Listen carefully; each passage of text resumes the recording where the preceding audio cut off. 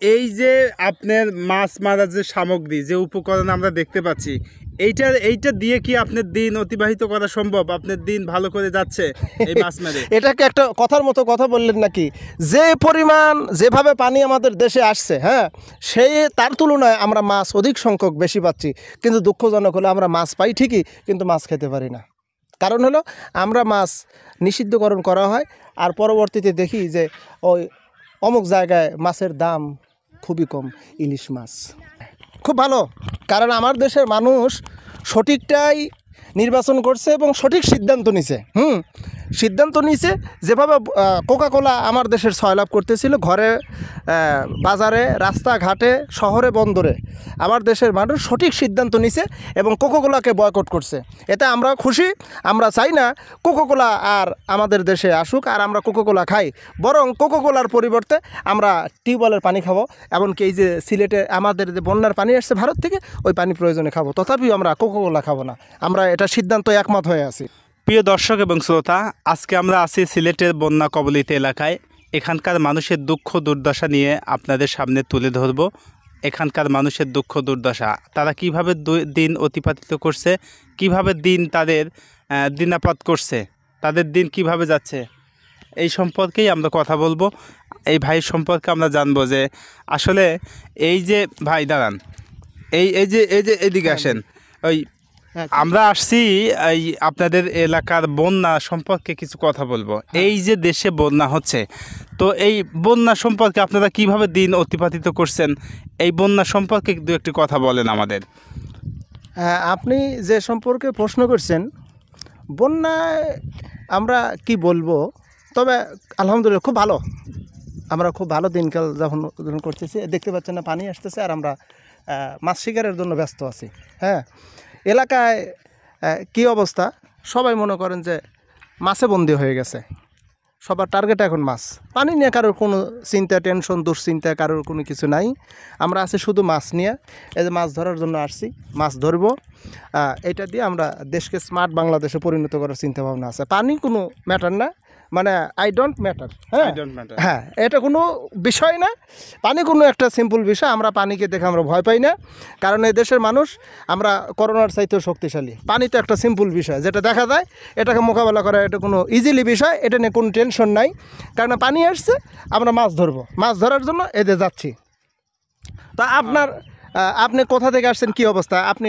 আমি তো আসছি সিরাজগঞ্জ থেকে। তো আমি প্রশ্ন করব যে আপনারা যে দিন অতিবাহিত করছেন, আমার আর একটা প্রশ্ন হলো যে এই দেশে মামুন এবং লায়লার দুইজনের যে সম্পর্ক ছিল, এই মামুন লায়লার সম্পর্ক নিয়ে মামুনকে গ্রেফতার করা হলো, এ সম্পর্কে আপনি কি জানেন?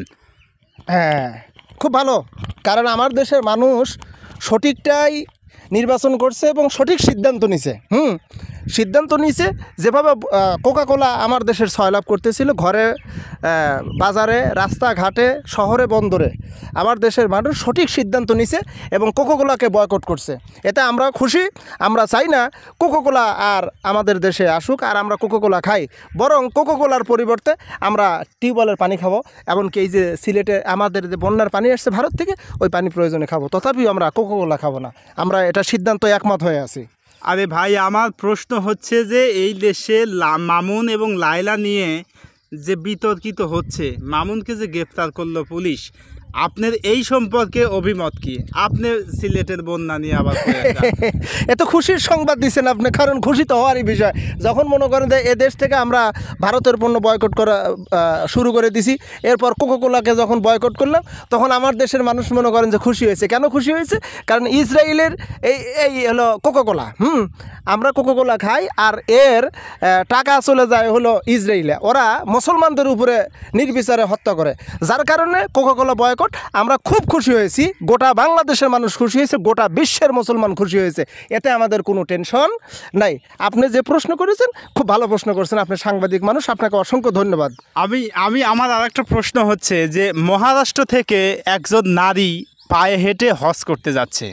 তো পায়ে হেঁটে যে হজ করে যাচ্ছে, সে একজন নারী, তার কাছে কোনো মাহরুম ব্যক্তি নাই। তো এই যে ধর্মকে নিয়ে তারা যে বিভিন্ন রকমের পায়তারা করছে, তো এই সম্পর্কে আপনার মতামত কি? একবার আপনি খুব সুন্দর কথা বলছেন। হ্যাঁ, এই যে আমার দেশের কে বা কারা নারী প্রগতিশীল, হ্যাঁ, তারা বলছে যে নারীদের স্ব অধিকার দিতে হবে। তো আমরা সিদ্ধান্ত নিয়েছি যে আমরা তারা যেমন চাচ্ছে আমরা তেমন দেবো। বিশেষ করে মনে করেন যে এই যে কোকোকোলা আছে, তারপর হচ্ছে 7 আপ আছে, তারপর হচ্ছে আরসি কোলা আছে, নাকি আর কি জানি আছে, এগুলো যেমন আমরা বয়কট করেছি তদ্রূপভাবে ওদেরকেও আমরা বয়কট করে দেবো ইনশাল্লাহ অচিরেই। অচিরেই আমরা এটা বন্ধ করে দেবো। তবে এটা কোনো বিষয় না, আমরা পানির সাথে যুদ্ধ করতে রাজি আছি, প্রস্তুত নিয়েছি, এই যে যুদ্ধ করার জন্য সরঞ্জামাদি নিয়েছি। হ্যাঁ, পানির সাথে যুদ্ধ করব, অল্প দিনের ভিতরে এ দেশকে আমরা স্মার্ট বাংলাদেশে পরিণত করব।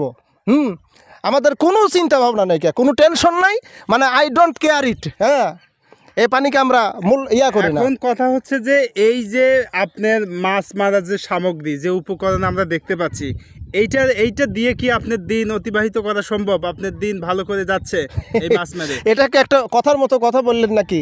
যে পরিমাণ যেভাবে পানি আমাদের দেশে আসছে, হ্যাঁ, তার তুলনায় আমরা মাছ অধিক সংখ্যক বেশি পাচ্ছি। কিন্তু দুঃখজনক হলো আমরা মাছ পাই ঠিকই, কিন্তু মাছ খেতে পারি না। কারণ হলো আমরা মাছ নিষিদ্ধকরণ করা হয়, আর পরবর্তীতে দেখি যে ওই অমুক জায়গায় মাছের দাম খুবই কম, ইলিশ মাছ। আচ্ছা আচ্ছা, তো আমরা এই যে আসছিলাম যে আসলে আপনাদের সিলেটের মানুষের দুঃখ দুর্দশা নিয়ে, কিন্তু আমরা আসলে আমি যে প্রশ্নই করি না কেন আপনি ওই চলে যান ঘুরে ফিরে সেই একই জায়গায়।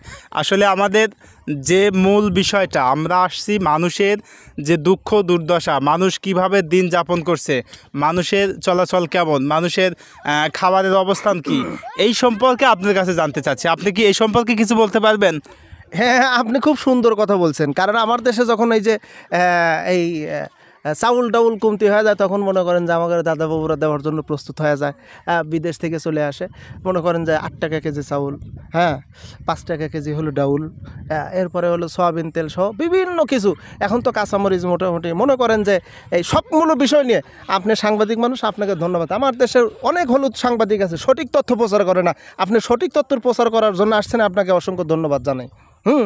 কারণ হলো আমার দেশ এখন হলো উন্নতির সাগরে ভাসমান অবস্থায়। কারণ এই যে দেখতে পাচ্ছেন আমাদের সিলেটের বন্যা, হ্যাঁ, সিলেট, সুনামগঞ্জ, এরপরে নেত্রকোনা, কিশোরগঞ্জ সহ যেই বন্যার পানি, আমরা মনে করেন উন্নতির সাগরে ভাসতেছি। আপনাকে এই যে সংবাদ প্রচার করার জন্য আসছেন, আপনাকে অসংখ্য ধন্যবাদ। ঠিক আছে দর্শক, আমরা ভাইয়ের কাছ থেকে আমরা জানলাম সিলেটের বন্যা এবং তাদের যে অবস্থান, সেই অবস্থান সম্পর্কে জানলাম। এ পর্বে এতটুকুই আমরা শেষ করছি। দেখা হবে অন্য একটা ভিডিওতে। সে পর্যন্ত সুস্থ থাকুন, ভালো থাকুন। ধন্যবাদ সবাইকে। আসসালামু আলাইকুম ওয়া রাহমাতুল্লাহ।